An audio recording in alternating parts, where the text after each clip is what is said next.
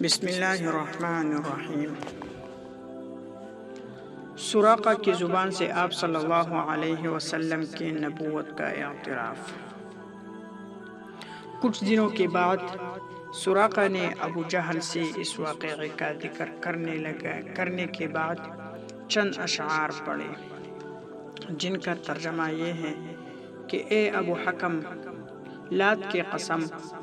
لات بت کا نام تھا جس کی قریش پوجا کرتے تھے، اگر تم اس گھوڑے کے زمین میں دنس جانے کا مشاہدہ کرتے